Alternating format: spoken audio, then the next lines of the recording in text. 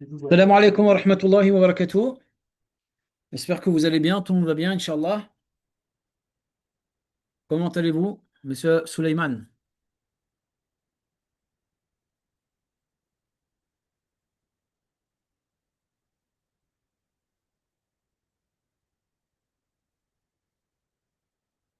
Comment s'est passée votre journée, pardonnez-moi, en espérant que chacun et chacune d'entre vous allez bien. Alhamdulillah, et vous? C'est gentil. Ça s'est bien passé le cours d'hier soir. Qu'Allah te guérisse, monsieur Hassan.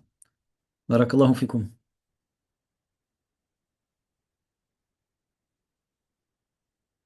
Alhamdulillah.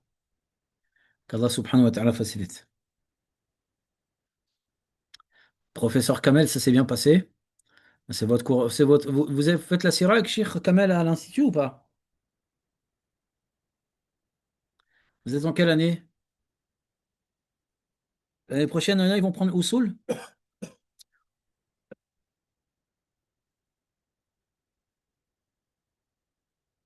Il y en a qui sont pas en Usul et qui vont prendre le Usul l'année prochaine, Inch'Allah.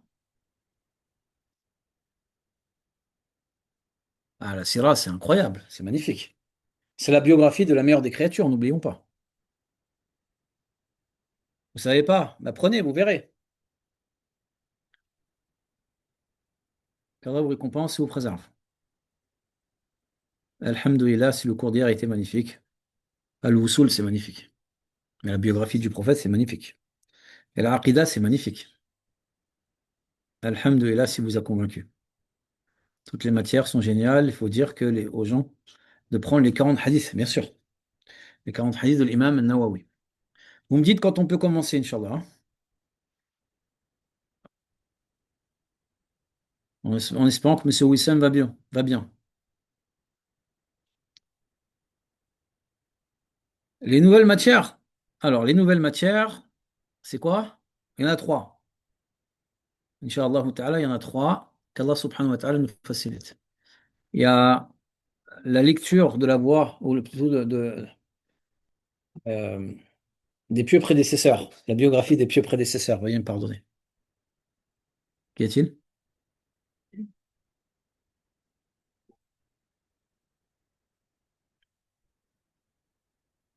Alhamdulillah, Rabbil alamin. Taïb, est-ce qu'on peut commencer, Inch'Allah? Donc, le sujet de ce soir, c'est ce qui se nomme l'héritage ainsi que le testament. C'est bien ça? Taïb. Alors, j'aimerais débattre. Bon, bismillah, alhamdulillah, wa salatu wa salamu ala rasulillah, wa ala alihi wa ashabihi ajma'in, amma ba'd. Qui sait quelle est la différence entre l'héritage et le testament, ou est-ce que les deux sont identiques ou non? Les droits et les devoirs des époux, on va les voir plus tard, s'il vous plaît. D'accord? Qu'Allah vous récompense et vous préserve. Comme ça, on fera tout ce qui est le mariage et tout d'un coup. Est-ce que c'est la même chose ou pas? On nous dit non. Quelle est la différence? Taïb, une personne qui meurt. Regardez. Une personne qui meurt. Quels sont les droits qui sont liés à cette mort? Ou à cette personne? C'est celui qui meurt. Et l'héritage, c'est quoi? Le testament sont nos droits, le lavage, la janaza hérite de lui, l'héritage. Excusez-moi, je lis en même temps ce que vous écrivez. Ok. Il y a une personne qui meurt. Admettons que cette personne. Déjà, quel est le jugement religieux d'acheter un linceul avant de mourir? Quel est le jugement religieux, s'il vous plaît? Est-ce que c'est obligatoire? Est-ce que c'est recommandé? Est-ce que c'est une bid'a? C'est permis. Ni on dit que c'est recommandé, ni on dit que c'est obligatoire. C'est permis. C'est bon? Ça, c'est la première chose. La deuxième chose, c'est que lorsqu'une personne décède, comme vous le savez, il y a des droits qui sont liés à quatre choses par rapport aux morts. La première des choses, c'est lorsque l'individu meurt, Allah vous récompense et vous préserve. Cette personne, religieusement parlant, de manière kifaya, c'est-à-dire de manière obligatoire, de manière communautaire, si vous voulez. Donc c'est une obligation qui est que si certains musulmans le font, le reste ne seront pas obligés. Nous serons obligés de le laver. Sam il a dit quoi? Ghassiluhu bima'in wa sidr. C'est-à-dire, lavez-le avec de l'eau et du cidre. Ce qui prouve que le lavage, mortuaire est une obligation religieuse. Ça, c'est bon pour tout le monde ou non? Deuxièmement, comme vous le savez, lorsqu'il meurt, on est obligé de lui mettre le linceul, al-kafan. Troisièmement, lorsqu'une personne meurt, on est obligé de prier sur elle. Sam il a dit quoi concernant le négus? Al-Najashi. Sallu ala sahibikum. Priez sur votre compagnon. On est d'accord. Donc ça veut dire que le lavage, le linceul et la prière mortuaire sont des obligations. Il reste la quatrième chose qui est quoi? Qui est quoi? L'enterrement. L'enterrement, voyons. Il faut l'enterrer. Maintenant, si cette personne-là, admettons qu'elle ait laissé 30 000 euros. C'est bon? Admettons que cette personne ait laissé 30 000 euros. Imaginons que cette personne n'ait jamais fait le hajj. Devons-nous prendre de son argent pour lui faire le hajj? La réponse est oui. C'est bon? Très bien. Donc le hajj, admettons que ce soit à 10 000 euros. Il reste combien? On va dire 50 000 euros. Il reste 40 000 euros. Il reste 40 000 euros. Mais il avait, je sais pas moi, donnez-moi un chiffre en termes de dette. Il avait, admettons, 10 000 euros de dette. D'accord. Donc il avait 10 000 euros de dette. On a 50 000 au début. On a payé le hajj à 10 000. Quelqu'un l'a fait pour lui. Ensuite, cette personne-là avait, barakallahu fikoum, combien? On a dit 10 000 euros de dette. Donc il lui reste combien, s'il vous plaît? Il lui reste 30 000 euros. On est d'accord? Mais il a laissé un testament. Il a laissé un testament. Est-ce qu'on doit prendre en considération le testament avant ou après les dettes? Dans l'ordre, on a dit quoi? Avant? Non, après les dettes. Min ba'di wasiyatin aw dayn ghayra mudar. Donc ça veut dire qu'en premier lieu, on va voir tout ce qui est lié au lavage, la prière mortuaire et tout. Deuxièmement, ce qui est lié au testament, aux dettes, pardon. Troisièmement, ce qui est lié aux dettes, au testament. Troisièmement, ce qui est lié au testament. Et quatrièmement, pardon, l'héritage. Mais on a vu que l'héritage et le testament sont deux étapes qui sont différentes. Pourtant, énormément de personnes pensent que ce qui se nomme le testament ainsi que l'héritage sont deux choses qui sont identiques. Or, cela est totalement faux. Est-ce que c'est bon pour tout le monde ou non? Barakallahu fikum, avant que l'on continue.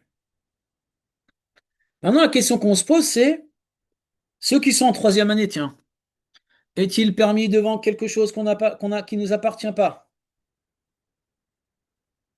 La réponse est non.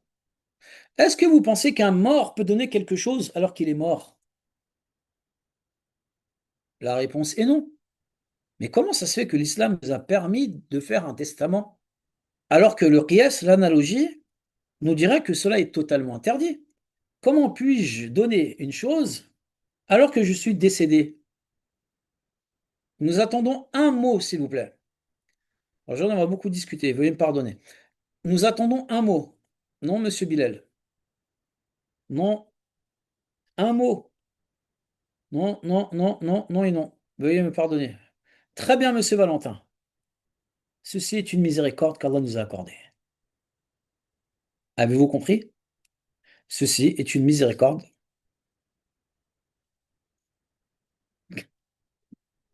qu'Allah subhanahu wa ta'ala nous a donnée. C'est clair pour tout le monde? Donc ça veut dire que lorsqu'une personne décède, avant de mourir ou bien avant de mourir, il lui est permis d'écrire un testament. Donc les sujets que l'on va voir ce soir, c'est quelles sont les différences entre le testament ainsi que l'héritage. Deuxièmement, quand est-ce que le testament, pardon, est obligatoire? Troisièmement, quand est-ce que celui-ci est recommandé? Quand est-ce que celui-ci est interdit? Et concernant l'héritage, on verra quelques règles, incha'Allah ta'ala, et on verra, premièrement, au niveau de l'héritage, est-il permis d'obtenir ou de prendre l'héritage d'une personne qui n'est pas musulmane? Et l'inverse. Deuxièmement, Inch'Allah ta'ala, au niveau de l'héritage et du testament, il est extrêmement important, j'ai bien dit extrêmement important, que l'on comprenne que dans certaines situations, nous sommes obligés d'écrire un testament tel que le fait que la loi française, par exemple, va à l'encontre de l'islam, nous devons écrire un testament afin de pouvoir être clair à ce niveau-là, bi'idhnillahi subhanahu wa ta'ala. Mais on en parlera à la fin du cours. Qu'Allah vous récompense et vous préserve. Est-ce que c'est good et clair pour tout le monde, s'il vous plaît? Barakallahu fikum. C'est bon? Alhamdulillah. Taïb, on commence. Alors, le testament, c'est le fait de faire un don alors que l'individu, il est mort. C'est bon? Al-maut, après la mort. Et en réalité, il y a trois types de dons. Il y en a plus, mais on va en parler de trois. Il y a al-hiba. Al-hiba, c'est le don lorsqu'on est vivant. Ensuite, il y a atiyatu al-marid. C'est le don alors que la personne est en train de mourir. Ou bien cette personne est dans une maladie qui engendre la mort. C'est pas une maladie quelconque. C'est une maladie dans laquelle il est en train de mourir. D'accord? Tel que le prophète sallam lorsqu'il était en train de mourir. Il était malade. On est d'accord. Troisièmement, il y a al-wasiyya. Al-wasiyya, c'est le testament qui est donné après la mort. Et les savants, ils ont dit, par rapport à ce point-là, qu'Allah vous récompense et vous préserve, sans développer, que al-wasiyya, à la base, c'est recommandé. Et ça, c'est l'avis majoritaire des savants, par la grâce d'Allah subhanahu wa ta'ala. Sauf que le testament au début, et de manière générale, peut devenir obligatoire. Dans quelle situation? Le testament, qu'Allah vous récompense et vous préserve, peut être obligatoire, ou plutôt était obligatoire par rapport à une catégorie de personnes. La preuve, c'est dans Surat al-Baqarah, la vache dans laquelle Allah subhanahu wa ta'ala il dit كتب عليكم إذا حضر أحدكم الموت إن ترك خيرا الوصية للوالدين والأقربين بالمعروف حقا على المتقين. Il vous a été prescrit. Et rappelez-vous que dans le Usul, on avait vu que lorsque le verset dit Kutiba alaykum, comme pour le jeûne, qu'est-ce que cela engendre? Il vous a été prescrit. Cela va engendrer le fait que ce soit obligatoire. On est tous et toutes d'accord par rapport à ce point. Donc le verset, il a dit Kutiba alaykum. Il vous a été prescrit, c'est-à-dire de manière obligatoire. Ida hadara, lorsqu'une personne est en train de mourir. Al-mautu, si intaraka khayra, c'est-à-dire s'il a laissé des biens. Donc en gros, il était dans l'aisance. Ça, c'est le premier point. La première condition. La personne est dans l'aisance. Intaraka khayran al-wasiyya lil walidain wal aqrabin, par rapport aux parents, ainsi que ce qui se nomme les proches. Au début de l'islam, ou plutôt au niveau de ce verset, au début, si une personne était en train de mourir et que cette personne-là était dans l'aisance et que ses parents ou ses proches étaient dans la difficulté, il était obligatoire de noter les parents ainsi que les proches dans le testament. Quelle est la preuve? C'est la fin du verset dans lequel Allah il a dit Haqqan, c'est un droit pour les pieux. Ce qui veut dire qu'une personne dont les parents étaient dans la difficulté ou les proches et que celui-ci était dans l'aisance, il était obligatoire pour lui de pouvoir noter ses parents ou ses proches dans ce testament. Est-ce que c'est clair ou pas? Barakallahu fikum pour chacun et chacune d'entre vous. C'est bon? Très bien. Maintenant, qu'est-ce qui s'est passé? Allah subhanahu wa ta'ala a révélé ce verset. Mais notre prophète bien-aimé, dans un hadith authentique, il nous dit quoi? La wasiyata li warith. Pas de testament pour les héritiers. Et donc, ça veut dire quoi? On a étudié ou pas encore dans l'usul le nasr et le mansour? L'abrogé et l'abrogeant? Oui, non, non, oui. Monsieur Marcus, il nous dit oui. En première année, je ne pense pas. On va voir ça après les paroles des compagnons et l'ijma, on va voir ça, Inch'Allah. Donc, ce texte religieux, le verset qui ordonnait de pouvoir noter les parents ou les proches dans notre testament si ils sont dans la difficulté, a été abrogé. C'est-à-dire au niveau des parents. Pourquoi? Parce que le hadith, il dit quoi? Il dit pas de testament pour les héritiers. Puis-je vous poser une question, s'il vous plaît? Est-ce qu'une personne qui est musulmane, dont les parents sont musulmans, est-ce que s'il décède, ses parents héritent ou non? Qu'en pensez-vous? La réponse est oui, bien sûr. Donc ça voulait dire quoi? Ça voudrait dire que dans le hadith, il a été dit quoi? Pas de testament pour les héritiers. On est tous et toutes d'accord par rapport à ce point.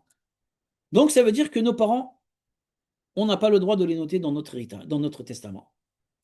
Est-ce que c'est clair ou pas? Barakallahu fikum. Retenez bien, et ça c'est une règle d'or dans le testament. Il est totalement interdit de noter ses héritiers dans un testament, sauf dans certaines conditions qu'on verra après, Inch'Allah. Est-ce que c'est clair pour tout le monde? La règle, elle est claire ou non? On retient bien, il est totalement interdit de noter nos héritiers dans un testament. Exemple, une personne, d'accord, halaka halikun. Donc une personne décède. Parmi sa famille, il y a ses frères, ses sœurs, ses parents, papa, maman, grand-père, grand-mère, des enfants. D'accord? Retenez bien, écoutez bien, s'il vous plaît.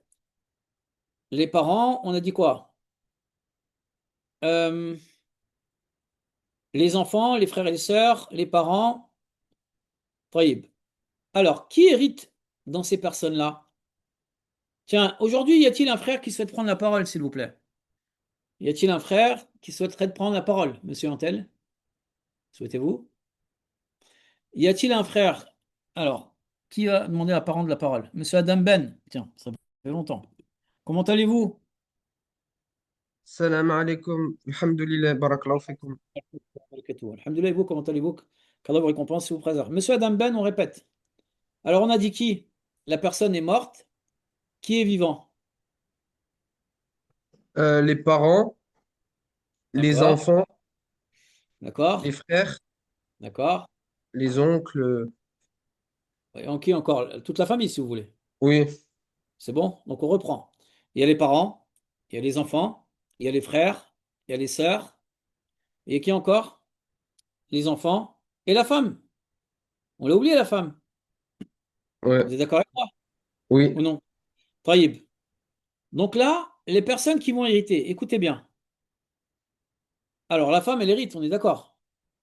oui, Bilfard, mais on va pas trop rentrer dans le sujet. Mais elle hérite, on est d'accord. C'est bon? Les parents héritent-ils ou non? non, Oui, oui, monsieur, dites oui. oui, oui, Oui, ils héritent, très bien. Les enfants héritent-ils, s'il vous plaît, ou non?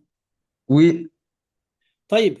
Donc là, pour l'instant, ceux qui héritent, on a dit, il y a les parents, les enfants et la femme. Taïb, les frères et sœurs, les oncles, les tantes et les grands-parents.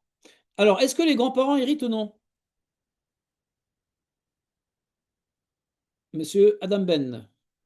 ah, oui, mais c'est pas la priorité. Allahu Akbar.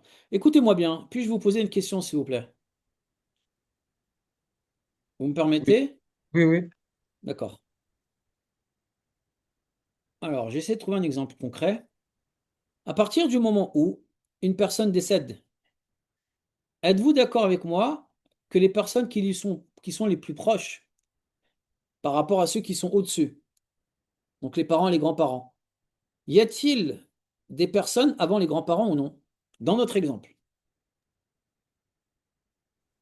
non, Oui, il y a les parents. On ah est oui, d'accord. oui, Il y a les parents. Retenez bien, à partir du moment où une personne décède et que cette personne a des parents, ses grands-parents n'héritent pas. C'est bon ou pas, monsieur Aden Ben, la règle? oui, Donc, si une personne décède et que cette personne a un père, le grand-père, il n'hérite pas. La mère, elle est vivante, la grand-mère n'hérite pas. C'est bon pour tout le monde ou non? Barakallahu fikum. On peut continuer? Très bien. Il manque qui encore, s'il vous plaît, dans notre exemple? Donc, on a dit la femme, elle hérite, les enfants héritent, les parents héritent. On nous dit les oncles et les tantes. Est-ce que les oncles et les frères et sœurs aussi? Les frères et sœurs héritent-ils, s'il vous plaît? oui, La réponse est non. Pourquoi? À partir du moment où une personne décède, écoutez bien, à partir du moment où la personne a un père, les frères et sœurs n'héritent pas. À partir du moment où l'individu a un enfant, garçon, les frères et sœurs n'héritent pas. C'est bon ou non? En réalité, par rapport à notre sujet, pour être très très clair, une personne qui décède, il a des oncles, il a des tantes, il a des frères, il a des sœurs, il a des parents, il a des grands-parents, il a des enfants, il a des petits-enfants. Ceux qui vont hériter, c'est l'épouse. Deuxièmement, ceux qui vont hériter, c'est les parents. Et ceux qui vont hériter, ce sont les enfants. Le reste n'hérite pas. Pourquoi? Les grands-parents par rapport aux enfants. Les petits-enfants par rapport aux enfants. Les frères et sœurs à cause des garçons qu'il a ou à cause du père qu'il a. Est-ce que c'est good ou non pour tout le monde? Barakallahu fikum. C'est une Oui. introduction, hein, d'accord? Ne pensez pas que ce soit compliqué ou difficile.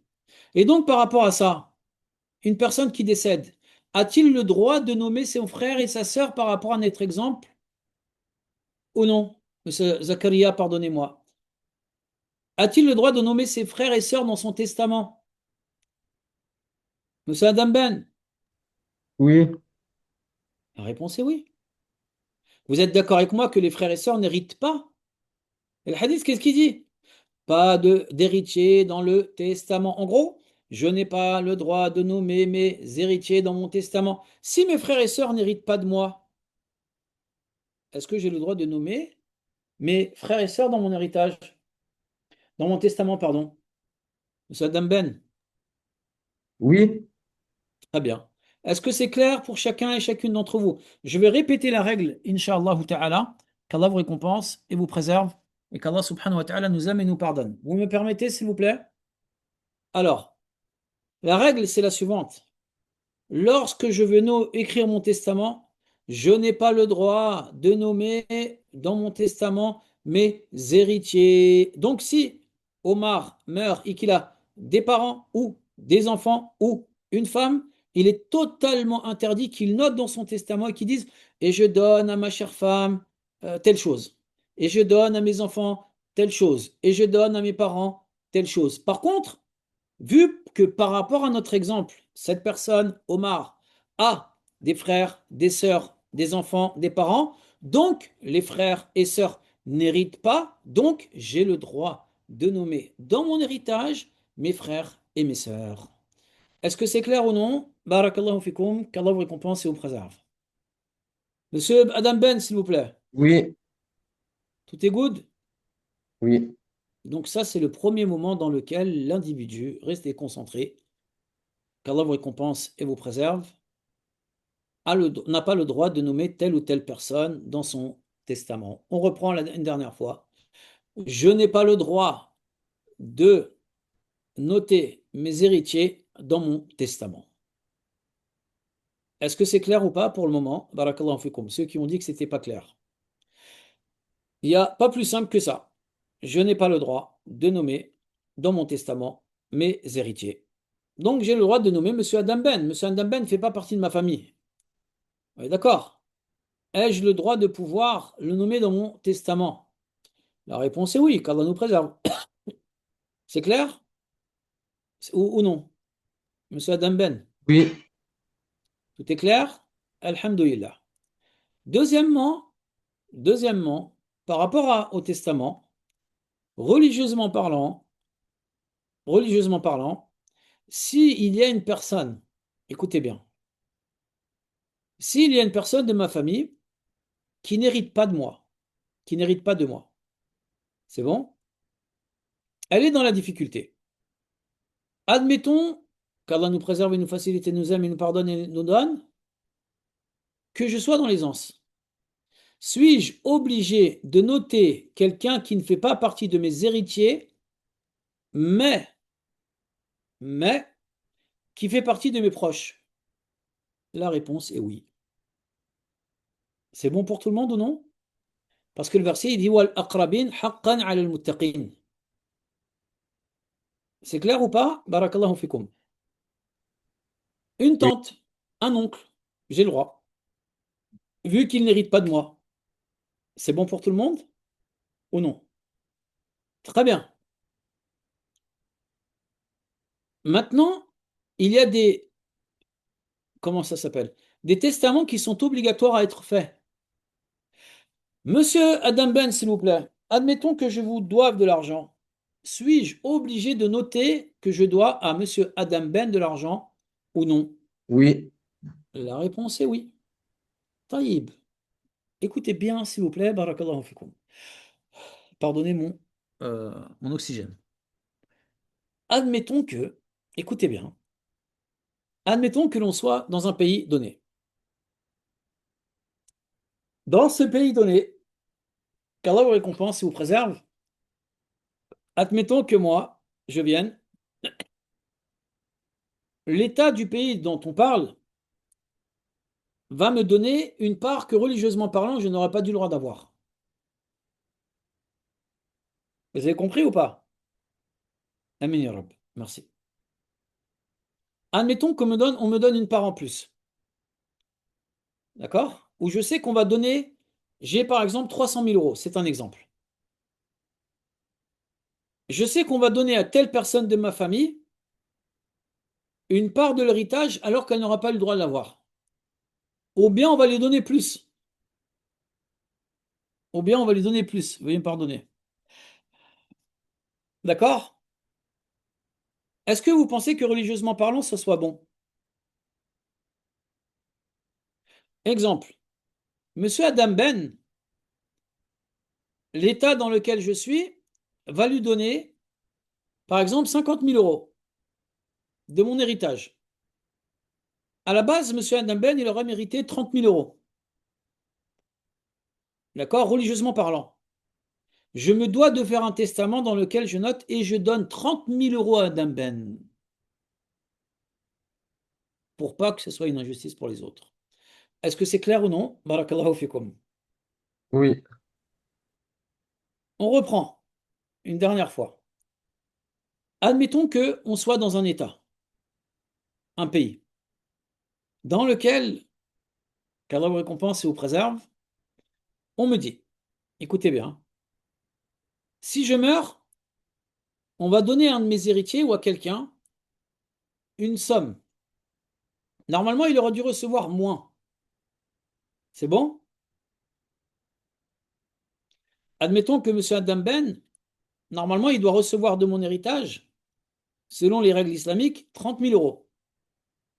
Lui, on lui donne 50 000 euros. Est-ce que vous pensez qu'il mérite ces 50 000 euros? La réponse est non. Donc, je vais voir un notaire et je note dans mon testament, je donne 30 000 euros à monsieur Adam Ben. Avez-vous compris ou pas cette fois-ci? Barakallahu fikum. Et ça devient une obligation religieuse. C'est good, yes? Thank you. C'est bon? Maintenant, admettons que l'erreur, bon, ça, on va pas en parler. Mais oui, on peut réparer l'erreur entre eux. C'est clair ou pas? Barakallahu fikum. Taïb. Donc, on a vu que le testament peut être obligatoire, il peut être recommandé, mais il peut être haram. On a dit quoi dans le haram, monsieur Adam Ben, s'il vous plaît? euh, je me rappelle plus. Ok. Dites que les héritiers, on n'a pas le droit de les nommer dans le testament. D'accord. Bah, concernant les héritiers, on n'a pas le droit de les nommer dans le testament. Voilà, c'est clair pour tout le monde. Mais est-ce que j'ai le droit de donner ce que je veux en testament? Il y en a qui fait rire ce soir beaucoup, hein. La réponse, monsieur Adam Ben, j'ai 300 000 euros. C'est un exemple. Ai-je le droit de donner 300 000 euros à une personne que je connais comme ça, qui ne fait pas partie de mes héritiers? Non. Oh. Combien est le maximum? Dans le hadith, qu'est-ce qu'il a dit le compagnon? Il a dit au messager d'Allah, j'ai que une héritière. Est-ce que je peux donner la moitié de mes biens? Ah là là, il a dit non. Il a dit قال الثلث. Il a dit le tiers. Il a dit قال الثلث والثلث كثير. Il a dit le tiers, et le tiers c'est déjà beaucoup. Je n'ai pas le droit, écoutez bien, je n'ai pas le droit, lorsque j'écris un testament, je n'ai pas le droit de donner plus du tiers. Exemple, j'ai 30 000 euros, je n'ai pas le droit de donner plus de 10 000 euros dans mon testament. Est-ce que c'est clair ou pas pour tout le monde? Qu'Allah vous récompense et vous préserve. Oui, C'est simple ou pas? Mais il y a des règles par rapport à ça. Et donc, ça veut dire quoi? Alhamdulillah, que religieusement parlant, Allah subhanahu wa ta'ala a établi des règles via l'intermédiaire de notre prophète bien-aimé, sallallahu alayhi wa sallam. Donc, je n'ai pas le droit. Mais admettons, d'accord? Ça veut dire quoi? Ça veut dire que, admettons que j'ai un ami qui se nomme Monsieur Adam Ben. C'est bon pour tout le monde? C'est dans la sunna le tiers. Admettons que j'ai un ami qui se nomme Monsieur Adam Ben. C'est bon pour vous, Monsieur Adam Ben? Oui. Deuxièmement, il y a Monsieur Benjamin et Monsieur Valentin. C'est clair? Je donne, j'ai 30 000 euros. Je donne en testament, et je vais vous poser la question. Je donne en testament 3 300 € à chacun d'entre eux. Donc ils sont trois. Est-ce que c'est permis ou pas? Barakallahu fikum. Oui, c'est permis. Pourquoi? Parce que je n'ai pas dépassé le tiers. Mais admettons que je donne à Monsieur Adam Ben 7 000 euros, à Monsieur Benjamin 8 000 euros, et à Monsieur, c'est qui Valentin, 5 000 euros. Est-ce que j'ai le droit ou non? Non, pourquoi? Parce que j'ai 30 000 € en tout, et que je n'ai pas le droit de dépasser le tiers. Et le tiers de 30 000 euros, c'est combien, Monsieur Adam Ben? Justement, je sais pas. 10 000 euros. Dites-le. 10 000 euros. Bah, du Très coup, bien. Du coup, j'ai donné 20 000. Donc, j'ai donné plus de 10 000. Et donc, ça veut dire que ce testament est haram. Pourquoi? Parce que j'ai donné plus du tiers. Est-ce que c'est good ou non? Pour tout le oui, monde? Barakallahu fikum. On reprend une dernière fois. On reprend une dernière fois, Inch'Allah. D'accord? J'ai 50 000 euros. J'ai 60 000 euros. Quel est le tiers de 60 000 euros, s'il vous plaît? Monsieur Benjamin. Monsieur Benjamin nous dit 20 000 euros. C'est bon pour tout le monde? C'est bon? Taïb. Moi, j'ai envie de noter dans mon testament des personnes. Combien maximum j'ai le droit de noter, de donner en testament? 20 000 euros. Admettons que je donne à 20 personnes. 1000. Ça fait 20 000. J'ai le droit. Mais est-ce que j'ai le droit de donner à Monsieur Benjamin 10 000 euros? À Monsieur Valentin 10 000 euros? À Monsieur Adam Ben 10 000 euros? La réponse est non, parce que j'aurais donné plus du tiers. Est-ce que c'est clair ou pas pour tout le monde? Barakallahu fikum, qu'Allah vous récompense et vous préserve. oui, C'est bon ou non? Très bien. Alhamdoulilah, si tout est clair. Maintenant, regardez. Maintenant, regardez. Me permettez-vous de corser un petit peu le sujet? Vous m'autorisez ou non?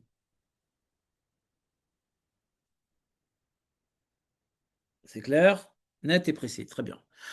Admettons que je vienne. Barakallahu fikum. On nous dit doucement alors. Vous inquiétez pas, on va y aller doucement. Admettons que Monsieur Omar a trois enfants.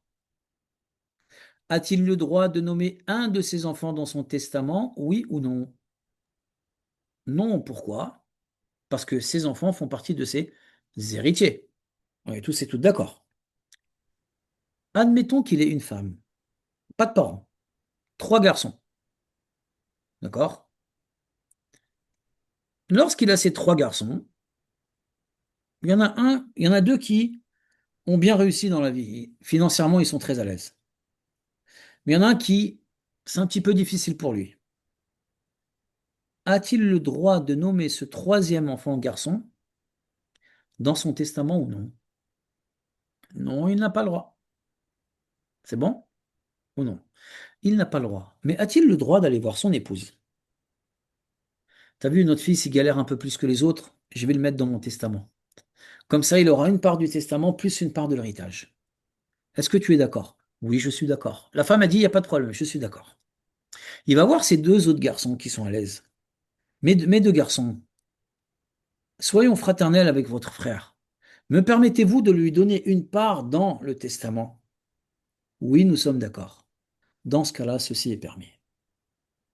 Il est totalement interdit de nommer un héritier dans son testament, sauf si les autres sont d'accord. Est-ce que c'est good ou non? Barakallahu fikum. Ce soir, on est en mode court, tranquille, comme on dit. C'est bon? oui, Barakallahu fikum. Monsieur Adam Ben, tout est clair? oui. Très bien. On va y aller petit à petit. Là, vraiment, vous nous posez des questions pour le moment. On garde les questions pour après, s'il vous plaît. Qu'Allah vous récompense et vous préserve. C'est bon pour tout le monde? Et il peut faire un don de son vivant, comme on le verra quand on étudiera le sujet, Inch'Allah. Alors, là, maintenant, barakallahu fikum, on a une personne qui a 30 000 euros. C'est clair? Alors, on a dit que maximum, il avait le droit de noter, de mettre combien dans son testament? Le cœur, le tiers. Monsieur Adam Ben, s'il vous plaît. Il y a un hadith qui dit qayyidul ilma bil kitaba. Écrivez l'ilm. Allah barak, habituellement, vous êtes au top. C'est bon pour vous, monsieur Adam Ben? Oui. Alhamdulillah. Combien a-t-il le droit de donner au maximum? Bah, Monsieur 10 Adam 000 Ben. du coup, là. Très bien. 10 000. C'est bon? Donc là, il reste combien pour les héritiers? Il reste 20 000. Ouais. Donc les héritiers vont se partager 20 000. Avez-vous compris la différence entre le testament et l'héritage maintenant? Oui. Mais la question qu'on se pose, monsieur Adam Ben, s'il vous plaît, dans le testament, qui a rédigé les choses? Qui a noté les noms? C'est le notaire, normalement. C'est moi. Ah. Vous êtes d'accord avec moi que c'est moi qui le note? Oui. On est d'accord, c'est la personne. C'est bon pour tout le monde. C'est moi qui ai désigné celui qui va recevoir du testament ou non, avec les règles islamiques, bien sûr. Dans une feuille normale, monsieur Bilal, je note, Bismillahirrahmanirrahim, je m'appelle un tel, fils d'un tel, je peux mettre des témoins, je fais signer, je donne en testament telle chose, j'ai des dettes avec telle personne, je dois ceci, etc., etc. Il me reste 20 000 euros. C'est bon ou non? Taïb. Qui a désigné les héritiers? Qui a désigné les héritiers? C'est moi? C'est Allah. Avez-vous compris quelle est la différence entre le testament et l'héritage? Le testament maximum, c'est le tiers et c'est moi qui les désigne. L'héritage, il n'y a pas de limite et c'est Allah qui les a désignés. Est-ce que c'est bon ou pas? Barakallahu fikum. Oui. C'est bon pour tout le monde? Pas trop fatigué? Alhamdulillah. Peut-on continuer? Inch'Allah ta'ala. Donc là, ça veut dire quoi? Religieusement parlant, m'est-il permis de retirer un membre de mes héritiers de mon héritage?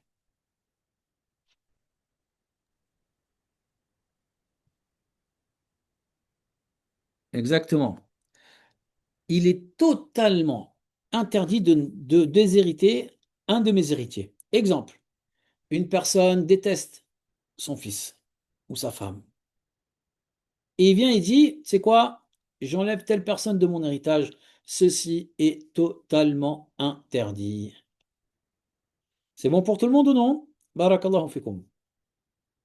Deuxième cas. Deuxième cas. Ai-je le droit de donner en héritage à un de mes enfants plus qu'à l'autre? La réponse est non.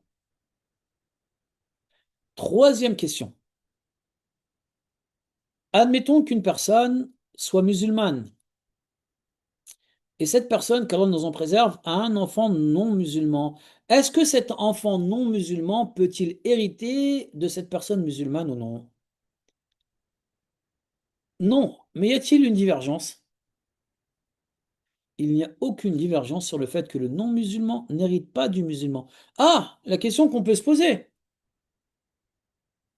Un père a un enfant qui n'est pas musulman. On a dit que l'enfant qui n'est pas musulman n'hérite pas. Vous êtes tous et toutes d'accord avec moi. Mais est-ce qu'il a le droit de le nommer, de le noter dans son testament? La réponse est oui. Car Uthman radiallahu anhu l'a fait. Est-ce que c'est good ou non pour tout le monde? Barakallahu fikum. C'est bon? On va parler des enfants en mariage si vous voulez après, Inch'Allah. Dernière question. Écoutez bien. On reprend ce point. Une personne qui a des parents non musulmans ou des enfants non musulmans. On est d'accord que un musulman qui meurt, ses parents non musulmans ou ses enfants non musulmans n'héritent pas de lui. La yarithu al-kafiru bil muslim. On est d'accord. Voilà le muslim bil kafir. Donc là, vu qu'il n'hérite pas, est-ce qu'il est permis de noter ses parents non musulmans dans son héritage ou ses enfants dans son héritage? La réponse est quoi? Barakallahu fikum. ou non? La réponse est oui, bien sûr. Mais avec les règles du testament, bien sûr. Est-ce qu'on peut continuer ou pas? C'est bon? Donc ça veut dire que j'ai le droit de nommer dans mon testament un non-musulman par rapport aux actes des compagnons. Radiyallahu anhum. C'est good ou pas? Il n'y a rien de complexe. Vous êtes d'accord avec moi que je n'ai pas le droit de noter dans mon testament, je n'ai pas le droit de... un non-musulman n'hérite pas de moi, mais j'ai le droit de le nommer dans mon héritage, dans mon testament. C'est bon ou pas? Barakallahu fikum. Très bien. Il manque une chose. Est-ce qu'une personne, pardonnez-moi, a le droit, qu'Allah nous facilite, est-ce qu'une personne a le droit d'hériter de ses parents qui ne sont pas musulmans ou de ses enfants qui ne sont pas musulmans? Les ulama ont divergé. Ceux qui disent que cela est interdit se basent sur le hadith qui est rapporté par l'imam al-Bukhari, qui nous dit que que le musulman n'hérite pas du non-musulman. C'est bon pour tout le monde? Oui, il y a une divergence. C'est clair? Mais l'avis le plus juste, qu'Allah vous récompense et vous préserve, est que il est permis aux musulmans d'hériter du non-musulman. Pourquoi? Parce que Mu'adh, Hudayfa et Ali, radiyallahu anhum, ont permis cela. Il a été dit qu'aucun compagnon n'est allé à l'encontre de leur fatwa, de leur décret religieux, en ayant dit qu'il était permis de pouvoir donner l'héritage de prendre l'héritage, pardon, d'un non-musulman. Aucun des compagnons n'est allé à l'encontre de cela. Et donc, ça veut dire que un non-musulman, écoutez bien, admettons qu'une personne soit convertie. Son père ou sa mère ne sont pas musulmans. Il décède. Est-ce que cette personne convertie a le droit de prendre l'héritage de ses parents? La réponse est oui. Pourquoi? Parce que les sahaba l'ont fait. Un consensus des compagnons. C'est clair ou non? Barakallahu fikum. C'est clair? On peut vous apporter les preuves avec grand, grand, grand plaisir, bien sûr. Il n'y a aucun souci par rapport à ça. Inch'Allah ta'ala. Est-ce que tout est clair pour le moment? Barakallahu fikum. C'est vraiment un extrait, entre guillemets, hein, un passage de la jurisprudence de ce qu'on étudie en troisième année et sixième année, je crois, ou cinquième année à l'Institut, par la grâce d'Allah subhanahu wa ta'ala. Donc, on ne prend pas de l'enfant non musulman, mais on prend des parents. Non, vous pouvez prendre des enfants non musulmans et des parents non musulmans. C'est clair ou non? Barakallahu fikum. Taïb, une question qui revient depuis tout à l'heure. La personne qui va mourir, par rapport à ses héritiers, est-ce qu'il a le droit de dire, on va donner en héritage à mes enfants tant, à mes parents tant, à ma femme tant? Non. Pourquoi? Parce qu'Allah subhanahu wa ta'ala a désigné les héritiers et leur a donné leur part. Est-ce que c'est clair ou pas? Barakallahu fikum. Est-ce que vous souhaitez un exemple rapidement, Inch'Allah? Est-ce que vous souhaitez un exemple rapidement, Inch'Allah ta'ala? Let's go. OK. Alors, admettons qu'Allah vous récompense et vous préserve. Un homme décède. Il laisse une femme et des enfants. On va simplifier l'exemple au maximum. Euh, alors, il laisse une femme, des enfants, des frères, des sœurs, garçons, filles. Il a des garçons et des filles. Il laisse. Est-ce que les frères et sœurs héritent ou non? Qu'est-ce qu'on avait dit tout à l'heure? La réponse est non. Pourquoi? Parce que la personne qui est morte a laissé au moins un garçon, fils. Deuxième chose. Alors, les héritiers sont l'épouse et les enfants. Il a un garçon, deux filles. C'est bon pour tout le monde ou non? Un garçon, deux filles. On est vraiment allé dans le cas le plus simple. C'est good? Alors, la femme, elle hérite de combien? وَلَهُنَّ ثُمُنُ مِمَّا تَرَكْتَ إِنْ لَمْ يَكُنْ لَكُمْ إِنْ كَانَ لَكُمْ وَلَدٌ مِمَّا تَرَكْتُمْ إِنْ كَانَ لَكُمْ وَلَدٌ. Les femmes auront le huitième de l'héritage si l'homme qui décède a des enfants. Exemple, Omar a des enfants. Il est marié avec Zainab. Zainab va obtenir un huitième. C'est bon pour tout le monde ou non? Donc là, admettons que il ait laissé 80 000 euros. Combien aura Zainab, s'il vous plaît. 10. Comment? 10 000 euros. Très bien, 10 000 euros. 80 000 divisé par 8. On obtient 10 000 euros. Il reste combien, monsieur Adam Ben, s'il vous plaît? 70 000. 70 000. Et il reste qui pour l'héritage? Le fils et les deux filles, D'accord. Mais le fils par rapport aux deux filles, la fille, elle a le droit à quoi? une part. Et comment ils s'appellent, les filles?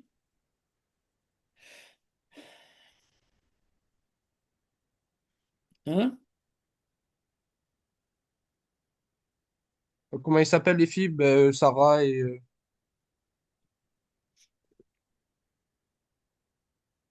Monsieur Adam Ben, voyons. On a dit que la femme, pardon, elle a 10 000 euros. C'est bien ça? Oui, Qu'Allah vous préserve. On est d'accord. Il reste combien, on a dit? 70 000. 70 000. Les 70 000, ce sont les enfants qui vont se les partager. Oui, Il a deux filles et un garçon. Le garçon, il prend le double de la fille, on est d'accord? oui, Donc, ça veut dire que c'est comme si il y avait deux garçons. On est ouais. d'accord, monsieur Adam Ben. Donc, ça veut dire quoi? Que les 70 000, ils vont se les partager entre eux, les filles et le garçon. Et comme le garçon prend le double, les filles, elles vont se partager 35 000 euros et lui aura 35 000 euros. Est-ce que c'est good ou non pour tout le monde? Barakallahu fikum, qu'Allah vous récompense et vous préserve. Tout est bon? Alhamdulillah, Rabbil Alamin. Est-ce que les règles du testament qui a vraiment été très abrégées, est-ce que tout est clair ou non? Inch'Allah ta'ala. On ne veut vraiment pas vous rendre difficile la science, veuillez me pardonner. Après, ça, c'est des sujets, on les étudie pendant des cours, pas en 20 minutes. Les parents, on n'a pas dit que les parents étaient vivants dans cet exemple. Vous êtes d'accord avec moi? On a dit que les parents étaient décédés. C'est bon? Ou non? Pour chacun et chacune d'entre vous. On nous dit, mais pourquoi est-ce que le garçon prend le double de la fille? Puis-je vous poser une question, s'il vous plaît, mes sœurs, si vous me le permettez? Lorsque la fille naît, qui s'occupe d'elle? Monsieur Adam Ben. Le père, Lorsqu'elle se marie, le mari, si le mari décède, c'est son père. Allahu Akbar, la fille et la femme est toujours sous tutelle, financièrement parlant. L'homme, son père. Parce que des fois, il y a des sœurs qui divorcent, elles sont en galère chez elles. Alors, lorsqu'elles sont en galère chez elles, euh, elles disent, je suis dans la difficulté financière, je ne peux pas payer ci, je ne peux pas payer ça, etc., etc., etc., etc. Ce n'est pas parce que ta fille a divorcé que toi, le père de cette fille, tu as le droit de dire, bon, ben c'est bon, elle a été mariée, maintenant elle vit chez elle toute seule. Non, non, et non, et non, encore une fois. Religieusement parlant, à partir du moment où une femme est mariée, c'est au mari de pouvoir subvenir à ses besoins. C'est bon? Si elle divorce, cette fille, religieusement parlant, même si elle ne retourne pas chez son père, est sous la tutelle financière de ce qui se nomme son père. Si le père il est mort, ses frères, etc., etc., etc., et encore une fois, etc., par la grâce d'Allah subhanahu wa ta'ala. Vous avez compris maintenant?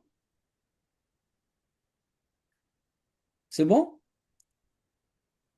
Est-ce que c'est clair pour tout le monde, s'il vous plaît? Barakallahu fikum.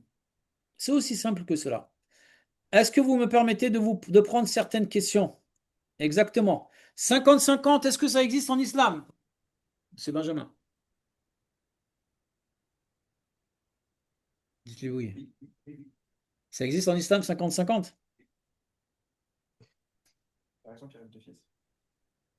Non. Quand on parle de 50-50, on parle du mari et de la femme. Est-ce que ça existe Non, 50-50 ou non? Non, non et non et non. À partir du moment où un homme se marie avec une femme, qu'Allah vous récompense et vous préserve, l'homme est obligé de tout payer ce qui est en lien avec le boire, manger, les habits, ainsi que ce qui se nomme ce qui se nomme le logement. L'endroit. Est-ce que c'est bon?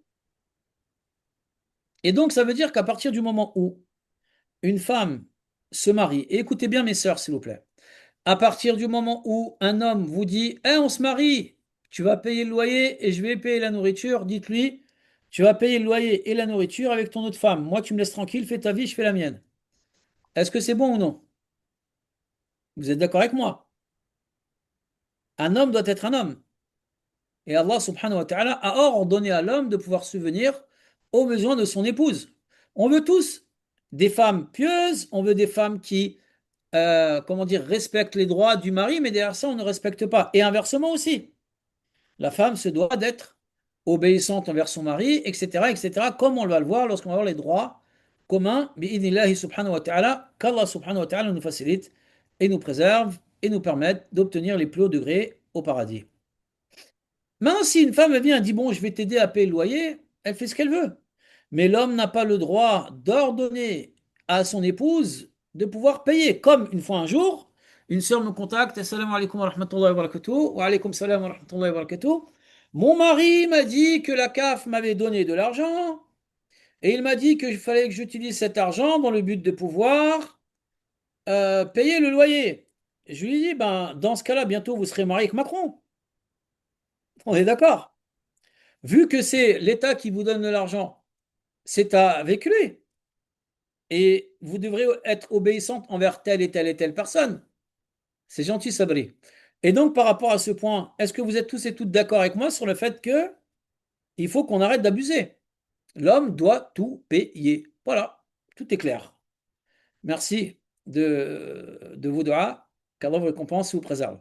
Religieusement parlant, l'homme, barakallahu fikoum, doit tout payer pour ses enfants, et c'est pas celui de l'État. C'est à lui de tout payer. Et il n'a pas le droit de dire oui, mais t'as vu, tu prends la CAF, donc c'est bon, t'inquiète pas, la CAF elle va te donner de l'argent, c'est la pension. Non, barakallahu fikoum, c'est pas ça l'islam. L'islam, l'homme doit faire selon ses finances, et l'islam nous ordonne de pouvoir subvenir aux besoins de nos enfants selon nos finances. Inch'Allah ta'ala, qu'Allah vous récompense et vous préserve et nous aime et nous pardonne. Est-ce que c'est clair ou non? Barakallahu fikum. Est-ce que le sujet de l'héritage et du testament et la différence entre les deux est clair, s'il vous plaît?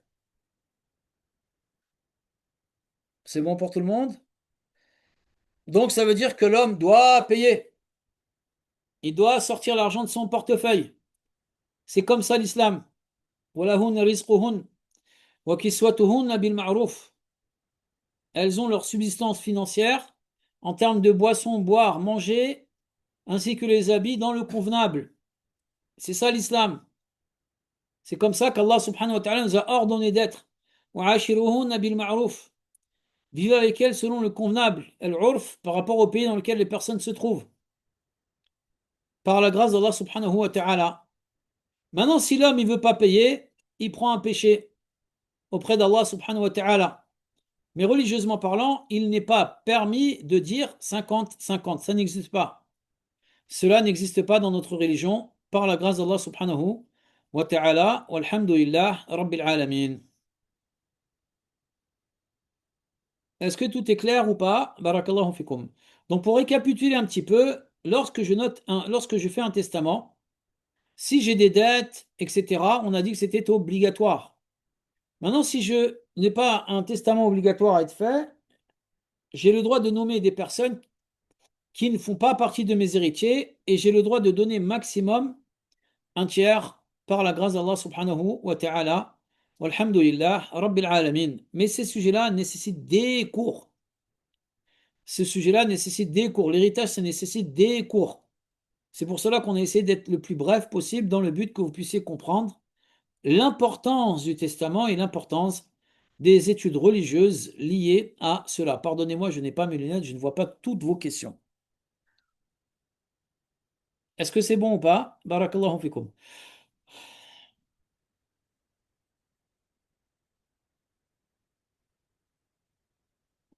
Est-ce qu'on pourra avoir les droits des enfants? C'est prévu, je crois, hein. Allah là, mais je crois que c'est prévu. Quand est-ce que c'est les inscriptions? Bientôt, Inch'Allah, qu'Allah nous facilite. les réinscriptions après le Ramadan, Inch'Allah. Barakallahu fikum, walhamdulillah, Rabbil alamin.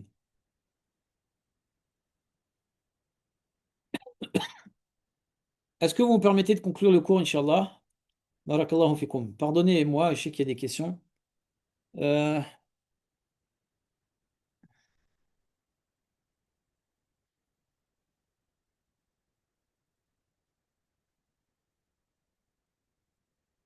Est-ce que les parents ont le droit de choisir quel est le montant de l'héritage de leurs enfants? La réponse est non. La réponse est non. Un père qui a des filles a-t-il le droit de donner la grande partie de son état à ses frères? La réponse est non. L'héritage a été mis en place par Allah. Allah subhanahu wa ta'ala dit faridatan min Allah. Écoutez bien. Allah subhanahu wa ta'ala dans le Coran il dit faridatan min Allah. C'est une obligation d'Allah. Et juste après, Allah subhanahu wa ta'ala il dit tilka hududullah. ومن يطع الله ورسوله يدخله جنات تجري من تحتها الأنهار خالدين فيها وذلك هو الفوز العظيم. Celui qui obéit à Allah et à son messager entrera au paradis sous lesquels coulent des ruisseaux. Ceci est le grand succès. Et juste après, Allah il dit وَمَن يَعْصِ اللَّهَ وَرَسُولَهُ وَيَتَعَدَّ حُدُودَهُ يُدْخِلْهُ نَارًا خَالِدًا فِيهَا وَلَهُ عَذَابٌ مُهِينٌ. Dans le sens versé, après qu'Allah subhanahu wa ta'ala il a cité les règles de l'héritage et à qui on doit donner l'héritage et combien on donne en héritage, il a dit Barakallahu fikum. Il a dit voici les ordres d'Allah. Ça veut dire qu'un père n'a pas le droit, religieusement parlant, de nommer telle ou telle ou telle personne dans son héritage ou de le distribuer avant de mourir. C'est interdit. L'héritage a été cité par Allah dans le Coran et chacun a son droit. Je n'ai pas le droit de dire ben, mon fils aura tant, ma fille elle aura tant. C'est interdit. Je me dois de respecter ce qu'Allah il a dit parce que juste après il a dit quoi? Et celui qui désobéit à Allah et à son messager et qui transgresse les limites d'Allah, on va lui donner le feu.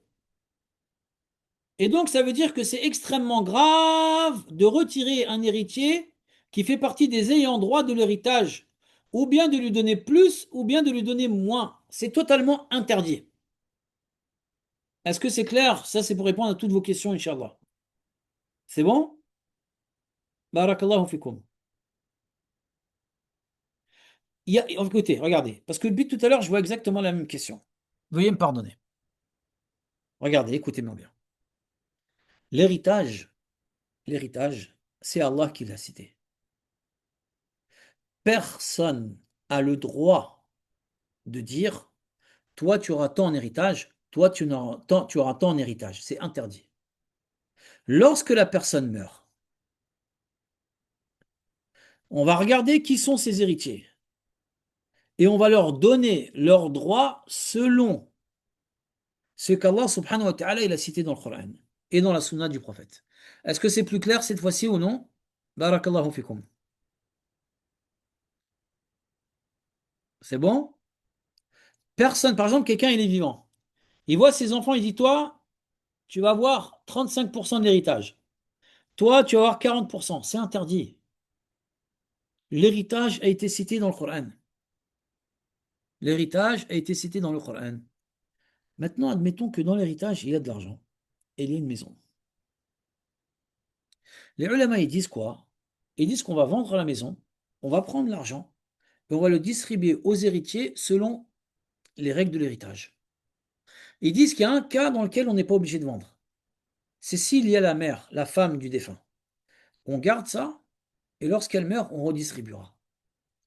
Vous avez compris ou pas? Barakallahu fikum.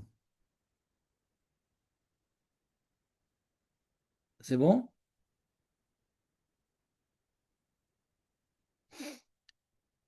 L'héritage, ce sont tous les biens que le défunt a laissés. Tous les biens que le défunt a laissés. Ça peut être des montres, ça peut être de l'argent, ça peut être une maison, ça peut être des appartements. Tout ça, tout ça, on va le prendre, on va l'estimer et on va le distribuer aux héritiers.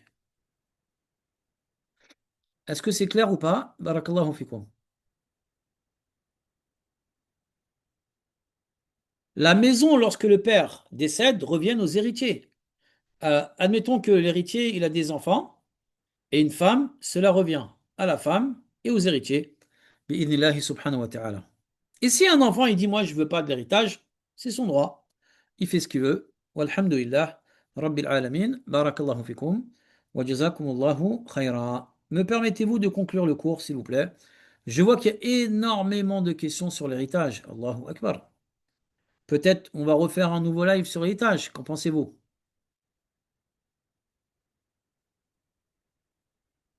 Très bien, on va y réfléchir, Inch'Allah. Qu'Allah subhanahu wa ta'ala nous facilite et nous préserve et nous permette d'obtenir les plus hauts degrés au paradis. Walhamdulillah, Rabbil alamin. Est-ce que vous me permettez de conclure le cours, Inch'Allah? On voit ça, regardez, le testament, on le voit en détail en troisième année, Inch'Allah, et l'héritage en sixième, bi'idhnillah. C'est bon? Wallahu a'lam. Sallallahu ala nabiyyina Muhammad wa ala alihi wa ashabihi ajma'in. Je crois que demain, c'est un cours entre femmes. C'est bien ça? Sauf erreur. Je crois que demain, c'est entre sœurs sur Zoom seulement. D'accord? Barakallahu fikum.